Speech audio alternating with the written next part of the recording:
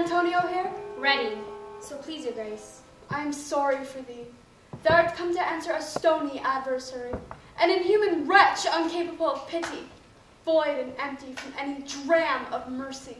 I have heard your grace hath taken great pains to qualify his rigorous course. But, since he stands obdurate that no lawful means can carry me out of his enemy's reach, I do oppose my patience to his fury, and am armed to suffer, with the quietness of spirit, the very tyranny and rage of his. Go one, and call the Jew into the court.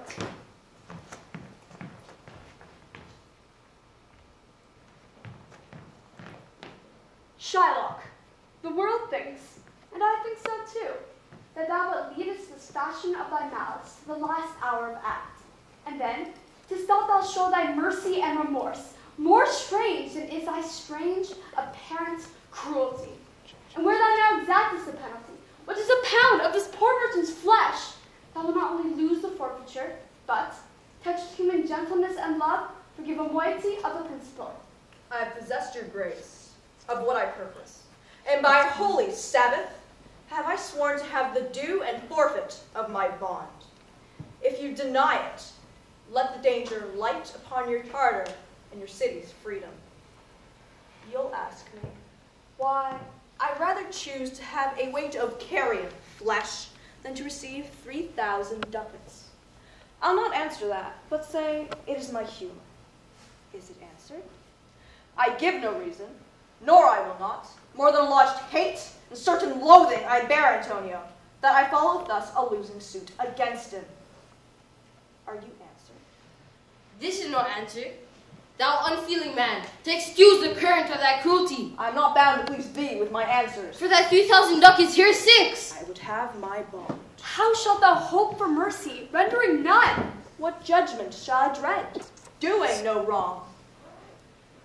You have among you many a purchased slave, which, like your asses and your dogs and mules, you use in abject and in slavish parts, because you bought them. Shall I say to you, let them be free, marry them to your heirs? Why sweat they under burthens? You will answer, the slaves are ours. So do I answer you. The pound of flesh, which I demand of him, is dearly bought.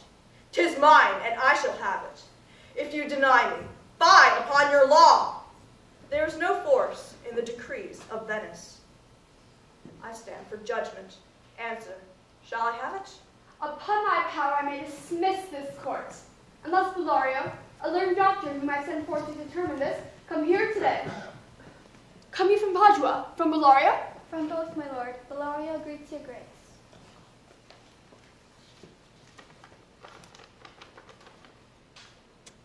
This letter from Bellario doth commend a young and learned doctor to our court. Where is he? He attendeth here. Give me your hand. Come you from old Bellario? I did, my lord. You're welcome. Take your place. Are you acquainted with the difference that holds this present question in the court? I am informed thoroughly of the cause. Which is the merchant here, and which the Jew? Antonio and old Shylock both stand forth. Is your name Shylock? Shylock is my name. Of a strange nature is the suit you follow. It is such rule that the Venetian law cannot impugn you as you do proceed. You stand within his danger, do you not? I, so he says. Do you confess the bond? I do. Then must the Jew be merciful? On what compulsion must I? Tell me that. The quality of mercy is not strained. It droppeth as the gentle rain from heaven upon the place beneath. It is twice blessed. It blesseth him that gives and him that takes. 'Tis mightiest in the mightiest. It becomes the throned monarch better than his crown. His scepter shows the force of temporal power, the attribute of awe and majesty, wherein doth sit the fear and dread of kings. But mercy is above this sceptred sway. It is enthroned in the hearts of kings. It is an attribute to God himself, and earthly power doth this show like his gods, when mercy seasons justice. I spoke thus much to mitigate the justice of thy plea, which if thou follow, the strict court of Venice must needs give sentence against the merchant there. My deeds upon my head. I crave the law, the penalty and forfeit of my bond. Is he not able to discharge the money? Yes, here I tender for him in court. Yea, twice the sum. If that will not suffice, I'll be bound to pay. 10 times o'er. I forfeit on my hands, my head, my heart. If this will not suffice, it appears that malice bears down truth. It must not be. There's no power in Venice can alter decree established. 'Twill be recorded for a president, and many an heir by the same example will rush into the state. Cannot be. A Daniel come to judgment. Yeah, Daniel. Oh, wise young judge, how I do honor thee. I pray you, let me look upon the bond. Here it is, most reverend doctor. Here it is. Shylock, there's thrice thy money offered thee. An oath. An oath! I have an oath in heaven. Why, this bond is forfeit, and lawfully by this the Jew may claim a pound of flesh, to be by him cut off nearest the merchant's heart.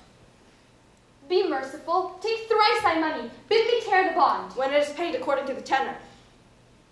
It doth appear you are a worthy judge.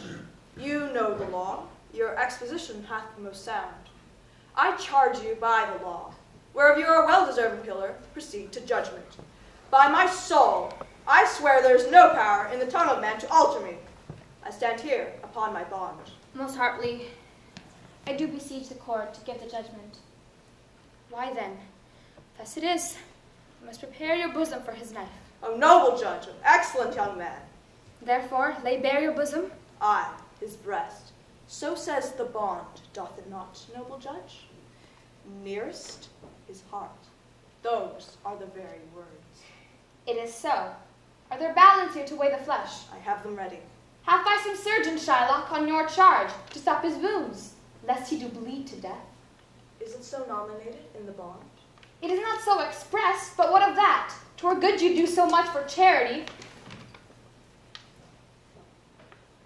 I cannot find it. 'Tis not in the bond.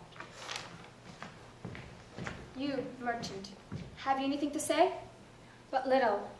I am armed and well prepared. Give me your hand, Bassanio. Fare you well. Grieve not that I am fallen to this for you. Commend me to your honorable wife. Repent at you that you shall lose your friend. And he repents not that he pays your debt.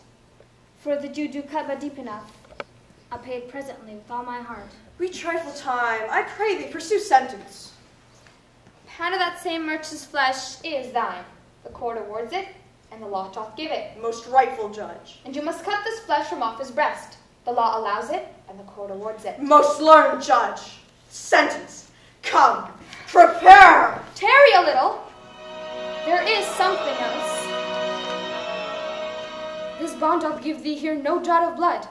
The words expressly are, a pound of flesh. Take then thy bond, take thou thy pound of flesh. But, in the cutting it, if thou dost shed one drop of Christian blood, thy lands and goods are, by the laws of Venice, confiscate unto the state of Venice. Oh, upright judge, mark you, a learned judge. Is that the law? Thyself shall see the act. For as thou urgest justice, be assured, thou shalt have justice, more than thou desirest. A learned judge, mark you, a learned judge. Take this offer then. Pay the bond thrice and let the Christian go. Here's the money, soft. The Jew shall have all justice. Soft, no haste. He shall have nothing but the penalty. O Jew, an upright judge, a learned judge. Therefore, prepare thee to cut off the flesh. Shed thou no blood, nor cut thou more or less than just a pound of flesh. If thou cuttest more or less than a just pound, if the scale do turn but in the estimation of a hair, thou diest, and all thy goods are confiscated. A Daniel, a second Daniel, Jew. Now, infidel, I have you on the hip. Why doth the Jew pause? Take thy forfeiture. Give me my principal and let me go. I have it ready for thee. Here it is. He hath refused it in the open court. He shall have merely justice and his bond. A Daniel, still say I. A second Daniel. I thank thee, Jew, for teaching me that word. Shall I not have barely my principal? Thou shalt have nothing but the forfeiture. To be so taken at thy peril, Jew. Why then the devil give him good of it. Stay no longer question. Tarry, Jew. The law hath yet another hold on you. It is enacted in the laws of Venice, if it be proved against an alien that by direct or indirect attempt he seek the life of any citizen, the party doth he which contrive shall seize one half his goods, the other half goes into the privy coffer of the state, and the offender's life lies in the mercy of the duke. Thou hast contrived against the very life of the defendant, and thou hast incurred the danger formerly by me rehearsed. Down, therefore, and beg mercy of the Duke. That thou shalt see the difference in our spirits. I pardon thee thy life before thou ask it. For half thy wealth, it is Antonio's. The other half comes to the general state. Art thou contented? What dost thou say? I'm content. Clerk, draw deed of gift. I pray you, give me leave to go from hence. I am not well. Send the deed after me, and I will sign it. Get thee gone, but do it.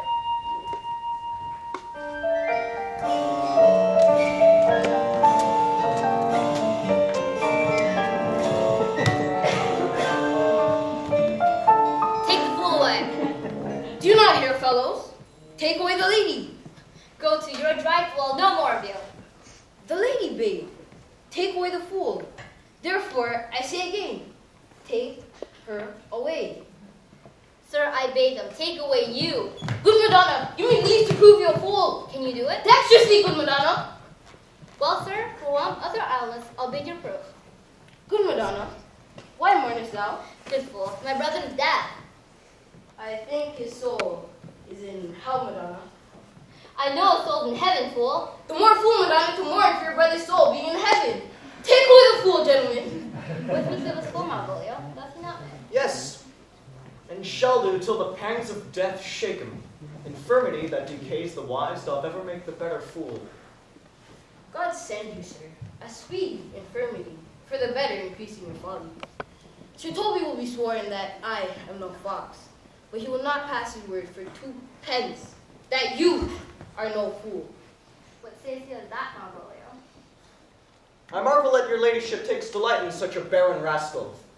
I saw him put down the other day with an ordinary fool that has no more brain than a stone. Look you now, he's out of his guard already. Lest you laugh and minister occasion to him, he is gagged. Oh, you are sick of self-love, Marbolio, with the taste of distempered appetite. There is no slander in the loud fool, though he must do nothing but rail. Now Mercury and do thee with leasing, for thou speakest well of fools.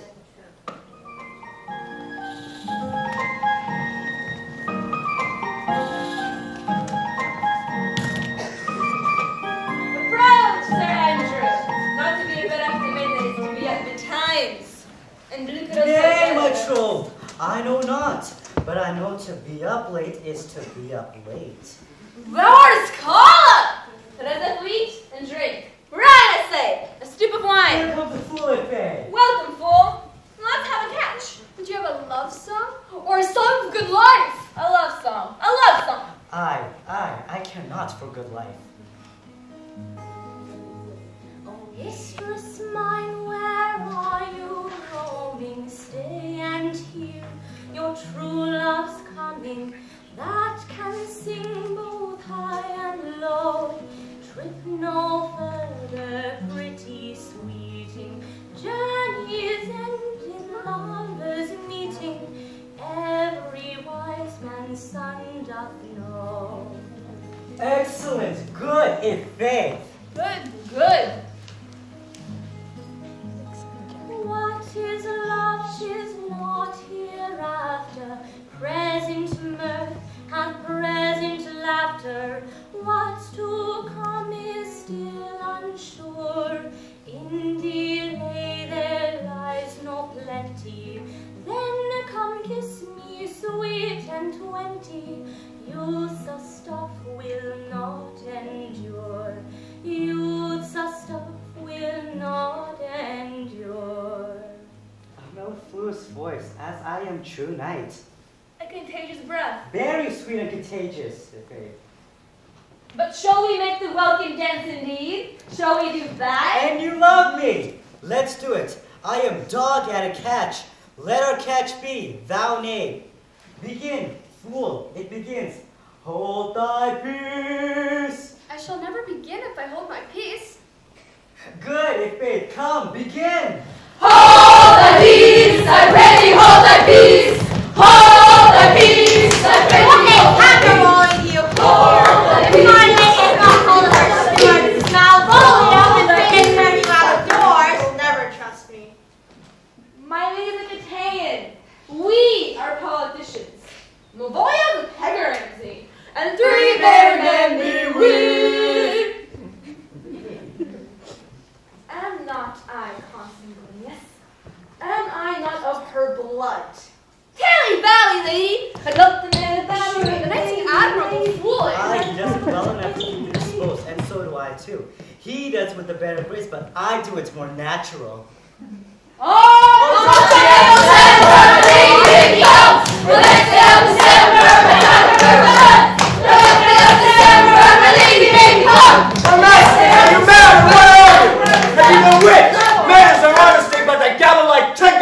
Of night. Do you make an alehouse of my lady's house, that you squeak out your cosier's catches without any mitigation, a remorse of voice? Have you no respect of place, persons, nor time in you? We did keep time, sir. Hit our catches. Snack up! Sir Toby, I must be round with you. My lady bade me tell you that although she harbors you as a kinsman, she's nothing allied to your disorders. If you can separate yourself from your misdemeanors, you are welcome to the house. If not, and it would please you to take leave of her, she is very willing to bid you farewell. Farewell, dear Harper. He's be gone. Thanks, good Sir Toby. His eyes do show his days are almost Is it even done. so? But I will never die. So tell me that There's you much credit to lie. you. Shall I let him go? And what and if you do? Shall I let him go and spare not? Oh, no, you dare not. Had it to him, sir. You lie. Art any more than a steward? Dost thou think because thou art virtuous, there should be no more cake and ale? A strip of wine, Maria. Mistress Mary, if you prize my lady's favor at anything more than contempt, you would not give means to this uncivil rule. She shall know of it. By this hand. Go, Shakespeare. 'Twere as good a deed to challenge him in the field, and then to break promise with him and to make a fool of him. Do it, knight.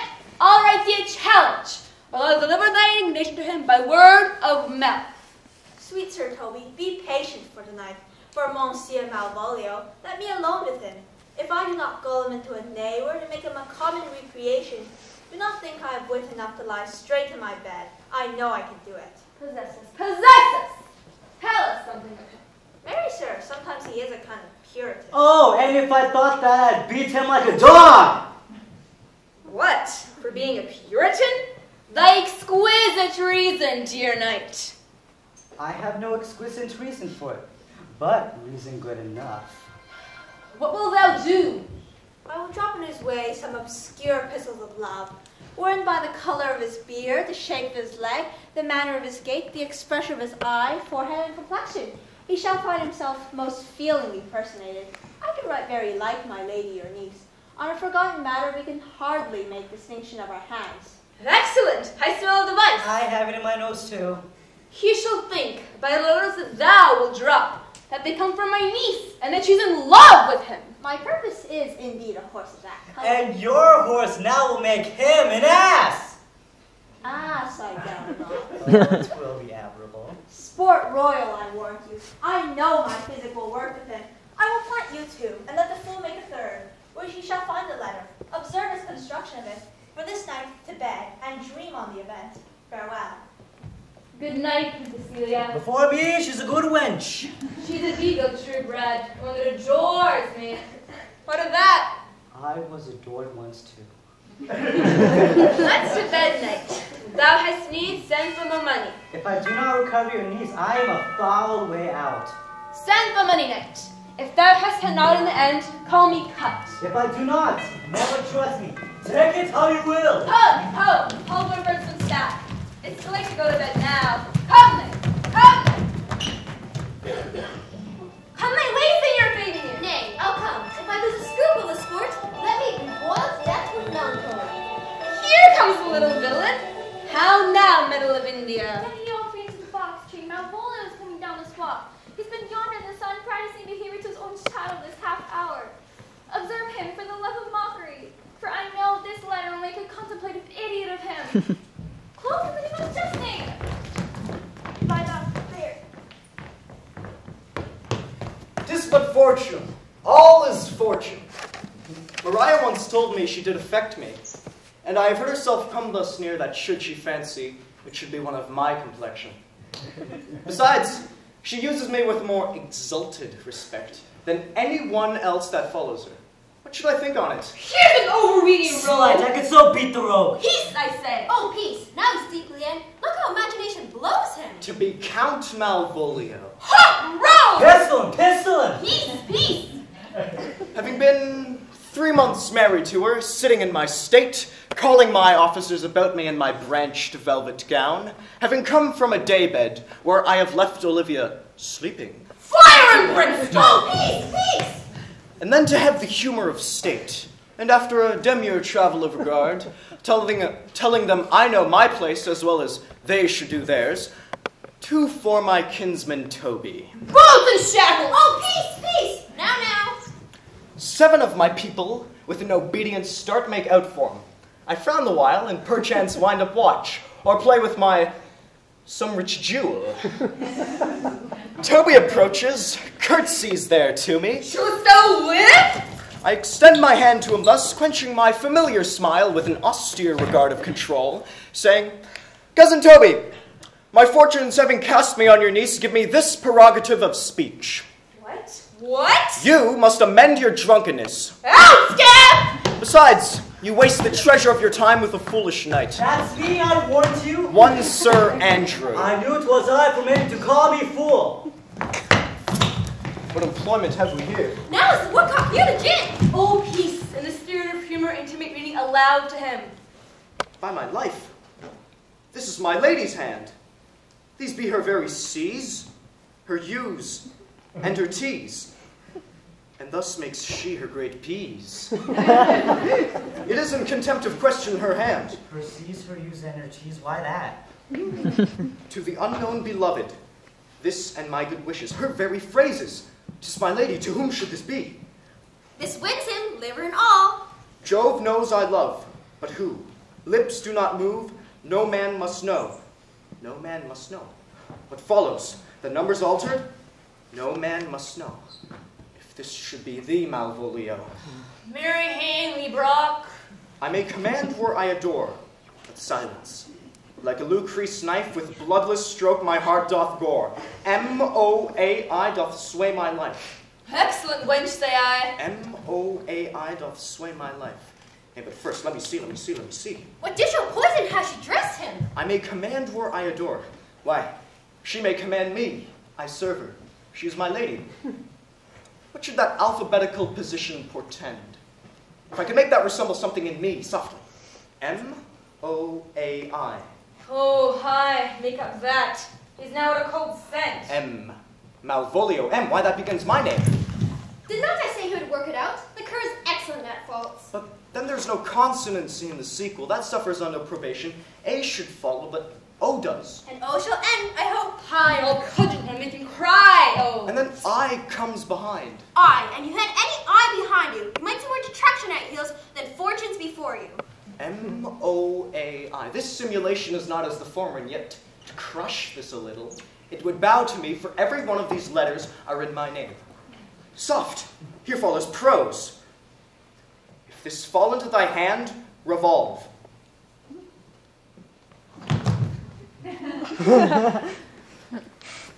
In my stars I am above thee, but be not afraid of greatness. Some are born great, some achieve greatness, and some have greatness thrust upon them. Remember who commended thy yellow stockings, and wished to see thee ever cross-gartered. I say, remember. Thy fates open thy hands. Let thy blood and spirit embrace them. Be opposite with a kinsman, surly with servants. Go to, thou art made, if thou desirest to be so. If not, let me see thee a servant still. She that would alter services with thee, the fortunate, unhappy. Daylight and champagne discovers not more. I do not now fool myself, to let imagination jade me, for every reason excites to this, that my lady loves me. She did commend my yellow stockings of late. She did praise my leg being cross-gartered, and in this she manifests herself to my love, and with a kind of injunction drives me to these habits of her liking. I thank my stars. I am happy. Jove and my stars be praised, here is yet a postscript. Thou canst not choose but know who I am. If thou entertainest my love, let it appear in thy smiling. Thy smiles become thee well. Therefore in my presence still smile, dear my sweet, I prithee. Jove, I thank thee. I will smile. I will do everything that thou wilt have me.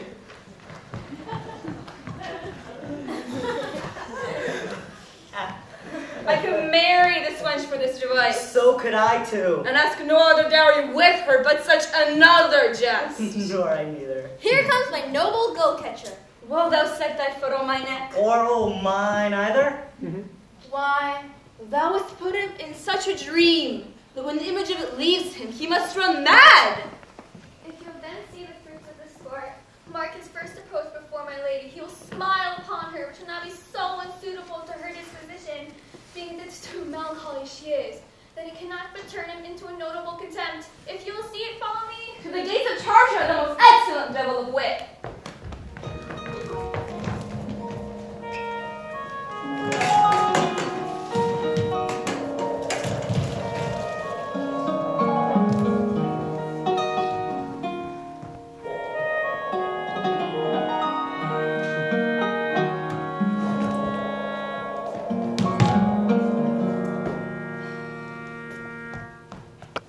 Sirrah, your father's dead. What will you do now? How will you live? As birds do, mother. What? With worms and flies? With what I get, I mean. And so do they. Poor bird. One has never feared the net, nor lined the pitfall of the gin. Why should I, mother? Poor birds dare not set for. My father is not dead. For all you're saying. Yes, he is dead. And what will that do for a father? Nay, how will you do for a husband? Why, I can buy me 20 at any market. You will buy him to sell again. Thou speakest with all thy wit, and yet a faith with wit enough for thee.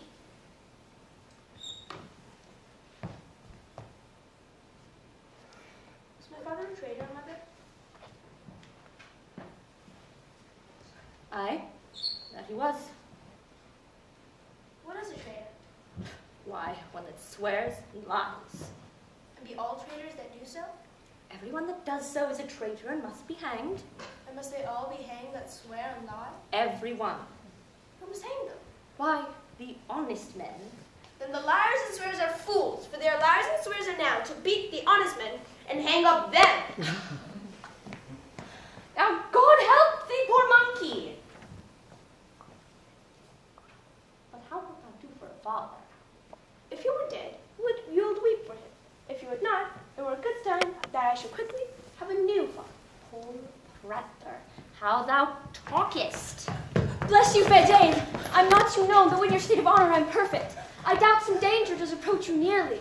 If you will take a homely man's advice, be not found here. Hence with your little ones!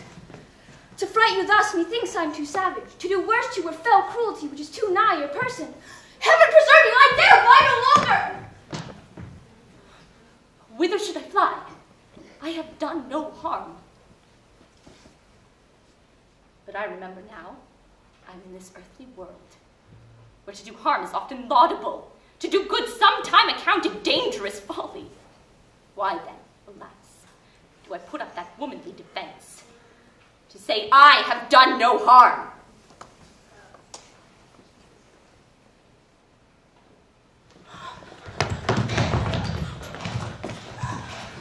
What are these faces?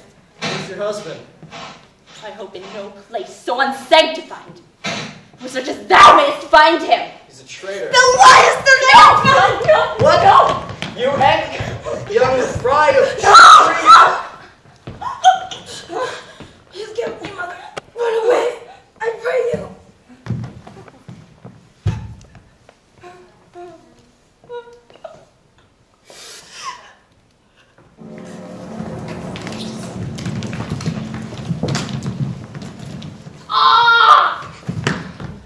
Why should I play the Roman fool and die on my own sword?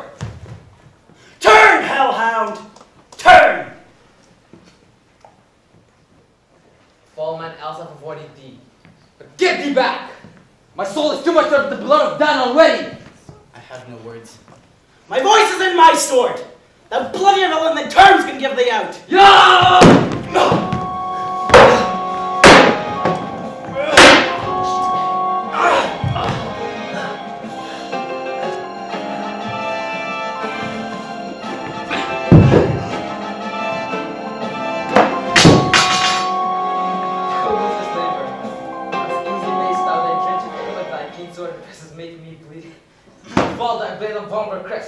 I bear charmed life which must not be yield to one of woman born.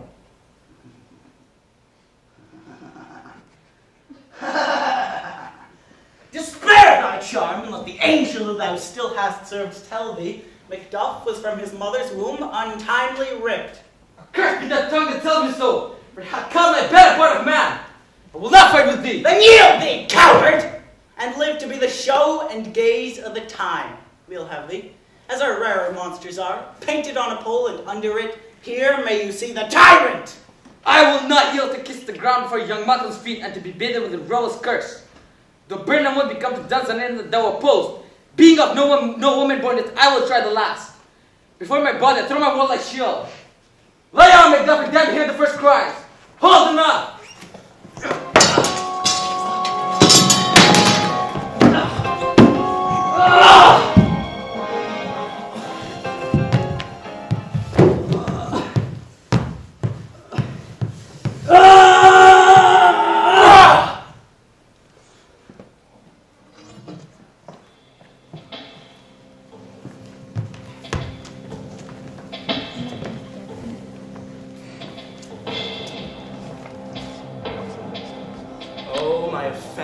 Rank, smells to heaven, hath the primal eldest curse upon it, a brother's murder. Pray can I not, though inclination be as sharp as will. But oh, what form of prayer can serve my turn? Forgive me for my foul murder. That cannot be, since I am still possessed of the same effects for which I did the murder. My crown, my known ambition, and my queen. May one be pardoned and retain the offense. Oh, wretched state, help angels, make essay. Bow stubborn knees, and heart with strings of steel, be soft as sinews as the newborn babe. All may be well. Now, may they do it pat. Now he is praying. Now I'll do it! And so he goes to heaven. And so am I revenged. That would be scant. A villain kills my father, and for that I, his sole son, do the same villain send to heaven. Well, this is higher in salary, not revenge. He took my father grossly, full of bread, with all his crimes brought below his flesh as me. And how his audit stands, who knows? Save heaven. But in our circumstance and course of thought, 'tis heavy with him. And am I then revenged? To take him? In the purging of his soul when he is fit and seasoned for his passage? No. Up, sword. I know thou more horrid hint. When he is drunk asleep, or in his rage, or in the incestuous pleasure of his bed, at gaming, swearing about some act that has no relish of salvation in it. Then trip him. That his heels may kick at heaven, and that his soul may be as damned and black as hell whereto it goes. My mother says, this physic but prolongs thy sickly days.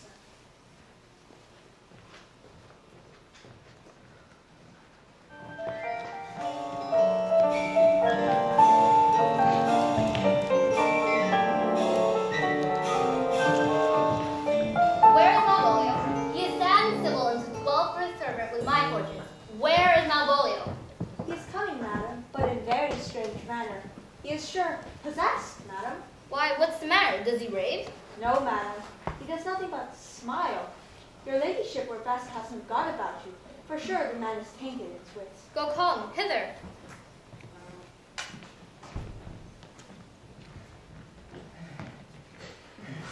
Come now, Malvolio. Sweet lady, ho ho. Smilest thou? I sent for thee upon a sad occasion. Sad lady, I could be sad. This does make for some obstruction in the blood, this cross guarding. But what of that? please the eye of one, it is with me as the very true sonnet is. Please one, and please all. Why, how dost thou, man? What's the matter with thee? Not black in my mind, though. Yellow in my legs. It did come to his hands, and commands shall be executed. I think we do know this sweet Roman hand. God comfort thee. Why dost thou smile so and kiss thy hand so oft? Be not afraid of greatness. 'Twas well writ. What meanest thou by that, Malvolio? Some are born great. Some achieve greatness. What sayest thou? And some have greatness. What Rest upon authority? them. Remember who commended thy yellow stockings. Thy yellow I stocking? wish to see thee ever cross-gartered. Cross-gartered. Go to, thou art made, if thou desirest to be so. Am I maid? If not, let me see thee a servant still. Why, this is a very midsummer madness. Madam, the young gentleman of Count Ocean has returned. He attends his ladyship's pleasure. I'll come to him. Good, Milo, this fellow we love to. Where's my cousin Toby? Let some of my people have special care of him. I will not have him miscarry for half my dowry. I have limed her. But it is Jove's doing, and Jove make me thankful. And when she went away now, this fellow he looked to, not Malvolio, nor after my degree, but fellow. Why, everything adheres together in that no dram of a scruple, no scruple of a scruple, no incredulous or unsafe circumstance. What can be said? Nothing that can be can come between me and the full prospect of my hopes. Well, Jove, not I, is the doer of this, and he is to be thanked. Which way is he, in the name of sanctity, if all the devils of hell be drawn in little, and Legion himself possessed him? Yet I'll speak to him. Here he is. Here he is. How is it with you, sir? How is it with you, man? Go off. I discard you. Let me enjoy my private. Go off. Lo, how hollow the fiend speaks within him. Did I not tell you, Sir Toby, my lady prays you to have a care of him? Aha, does she so? Go to, go to. Peace, peace. We must deal gently with him. Let me alone. How do you, Malvolio? How is it with you? What, man? Defy the devil. Consider, he's an enemy to mankind. Do you know what you say? Lie you, and you speak ill of the devil. How he takes that heart. Pray God he be not bewitched. My lady would not lose him for more than I'll say. How now, mistress? Oh, Lord. This is not the way. Do you not see you move him? Let me alone with him. No way but gentleness. Gently, gently. The fiend is rough and will not be roughly used. How now, my buckcock? How dost thou chat? Sir! Get him to say his prayers, good Sir Toby. Get him to pray. My prayers, minx! No, I warn you, he will not hear godliness. Go hang yourselves all. You are idle, shallow things. I am not of your element. You shall know more hereafter. Is it possible? If this were played upon a stage, now I can condemn its improbable fiction. His very genius has taken infection with the device, man. Nay, pursue him now, lest he device his air and paint. Why, we shall make him mad indeed.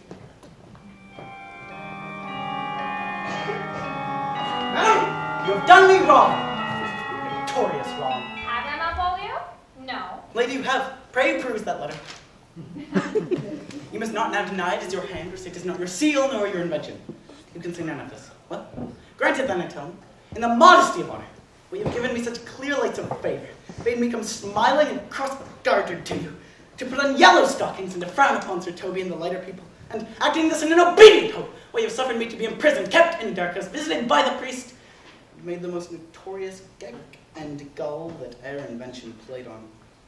Tell me why. Alas, Malvolio, this is not my writing. Though I confess much of the character. But out of question, 'tis Mariah's hand. And now, it do bethink me, when she first told me thou was married, then came a sin smiling in such forms which you were presupposed upon thee in the letter. Prithee, be content. This practice act will surely pass through. But when we know the grounds and office of it, thou shalt be both the plaintiff and the judge of thine own cause. Then, madam, here we speak. Most freely, I confess, Myself and Toby set this device against Malvolio here upon some stubborn and uncourteous parts we conceived against him. Maria read the letter at Sir Toby's great importance, in recompense whereof he hath married her. How the sportful malice is followed, rather pluck on laughter than revenge, that the injuries be justly weighed that have on both sides passed. Alas, poor fool, how have they baffled thee? Why, some are born great, some achieve greatness, and some have greatness thrown upon them. I was one, sir, in this interlude. But do you remember? Madam, why laugh you at such a barren rascal? And you smile not. He is gay. And thus the whirligig of time brings in his revenges. I'll be revenged. On the whole pack of you!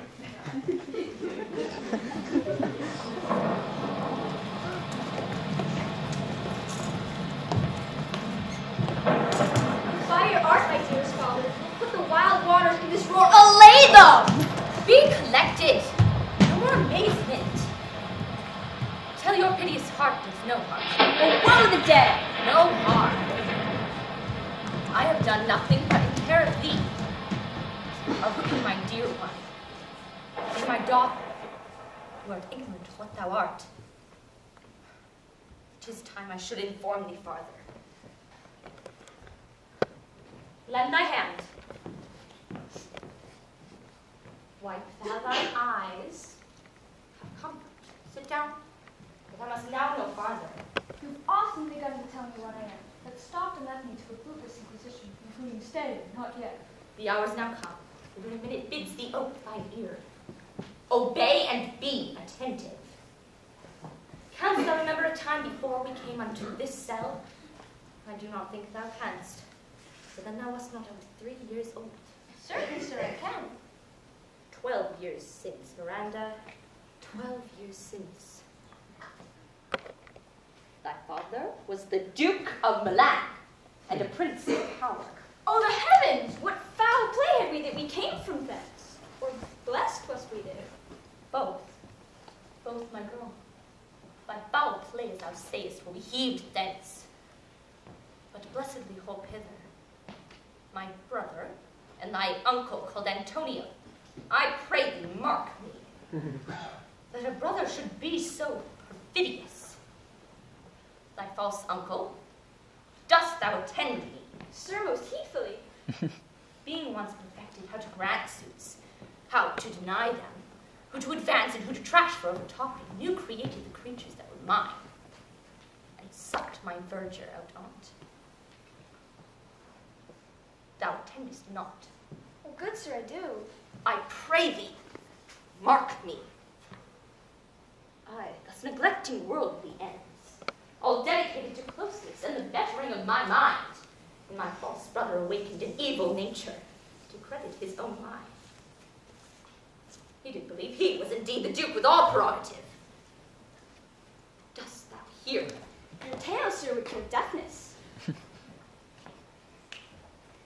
The King of Naples, being an enemy to me inveterate, hearkens my brother's suit, a treacherous army levied, and in the dead of darkness hurry thence me and thy crying self.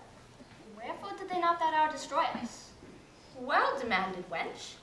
Dear, they durst not, so dear the love my people bore me. They hurried us aboard a bark, bore us 7 leagues to sea, where they prepared a rotten carcass of a boat. Rigged nor tackle, sail nor mast. The very rats instinctively had quit it. There they hoist us to cry to the sea that roared to us. Alack, what trouble was I then to you? Oh, a cherubim. Thou wast that did preserve me. Thou didst smile, infused with a fortitude from heaven. When I have decked the sea with drops full salt, under my burthen groaned, which raised in me an undergoing stomach to bear up against what should ensue. Here, cease more questions. Thou art inclined to sleep. 'Tis a good dullness, and give it way. I know thou canst choose.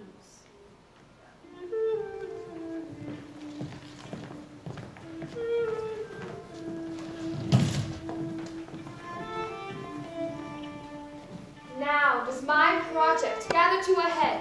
My charms crack not, my spirits obey, and time goes upright with this carriage. How's the day? Say, my spirit, how fares the kings and followers?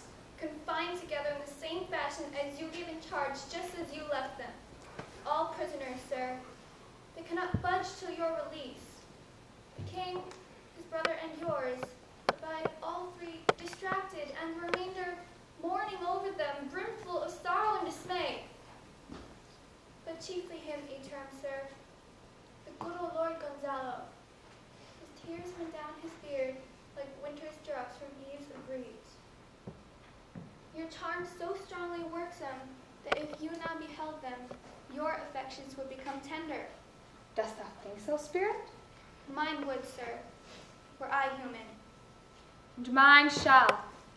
Hast thou, which art but air, a touch, a feeling of their afflictions, and shall not myself, one of their kind, that relish all that sharply passion as they, be kindlier moved than thou art?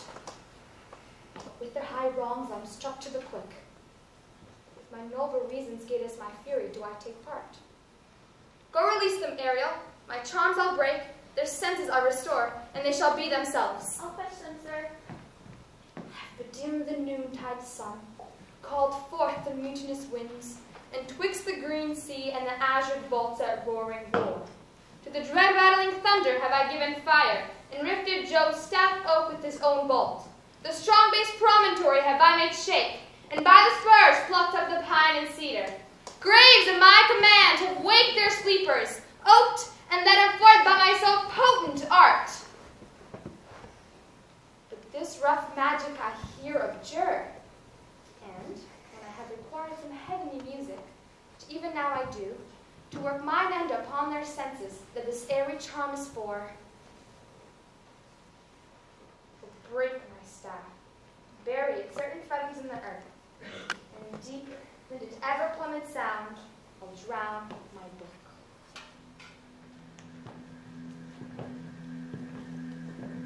Holy Gonzalo, honorable man, mine eyes, even sociable to the show of thine fall fellowy drops. O good Gonzalo, my true preserver, and a loyal servant to him you followest, I will pay thy graces home in both word and deed. Most cruelly didst thou, Alonso, use me and my daughter. Thy brother was a further in the act. Flesh and blood, you, brother mine, that entertained ambition, expelled remorse, and nature here would have killed your king. I do forgive thee, unnatural though thou art.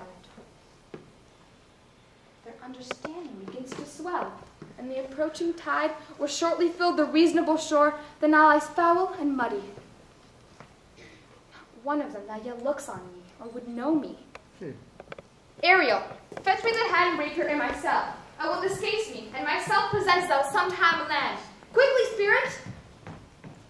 All torment, trouble, wonder, and amazement inhabits here. Some heavenly power guide us out of this fearful country. Behold, Sir King, the wronged Duke of Milan Prospero.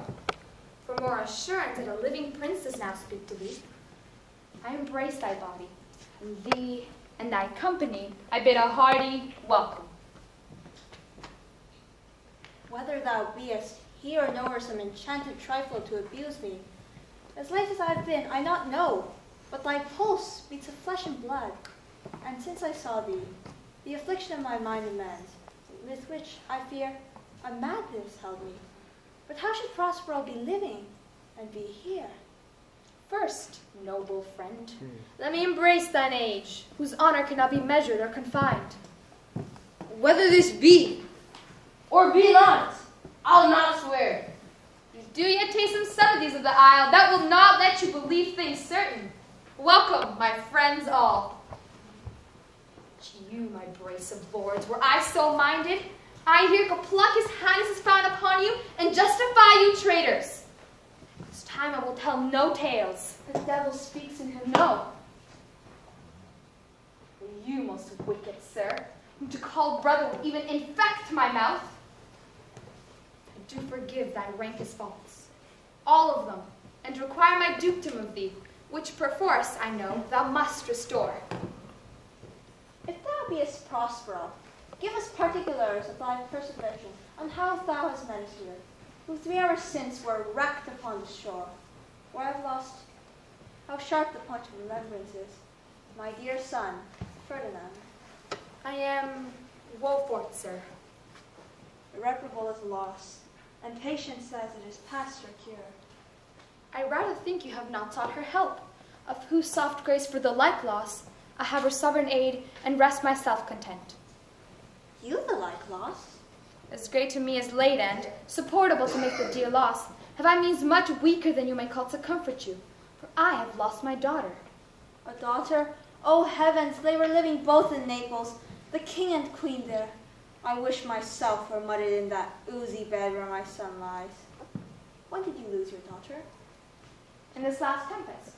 I do perceive these lords at this encounter do so much as they admire their reason, and scarce think their eyes do opposites of truth. But howsoever you have been justled from your senses, know for certain that I am Prospero, and that very duke which was thrust off the land, who most strangely upon the shore, where you were wrecked, was landed, to be the lord on it. No more yet of this, which is a chronicle of day by day, not a relation for a breakfast, nor befitting this first meeting. Welcome, sir. This cell's my court. Here have I a few attendants and subjects none abroad. Pray you, look in, my dukedom since ye have given me again. I will requite you with as good a thing.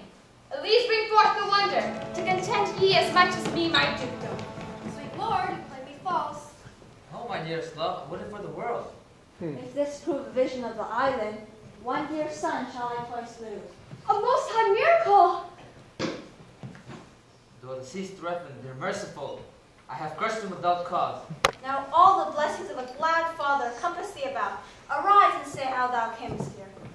What is this maid whom thou wast at play? Sir, she's daughter to this famous Duke of Milan, of whom so often I've heard renowned, but never saw before, of whom I've received a second life and a second father. This lady makes unto me. Give me your hands. Let grief and sorrow still embrace this heart that doth not wish you joy. Be it so. Amen. I am hers, but oh how oddly will it sound that I must ask my child forgiveness. There, sir, stop. Let us not burden our remembrance with the heaviness that's gone. Sir, I invite your highness and your train to my poor cell, where you shall take your rest for this one night, which, part of it, I'll waste with such discourse as I not doubt shall make it go quick away. Story of my life, the particular accidents gone by since I came to this isle. And in the morn I'll bring you to your ship, and so to Naples, where I hope to see the nuptial of our dear beloved Sullivans, and thence retire me to my Milan, where every third thought shall be my grave. I long to hear the story of your life, which must take the ear strangely.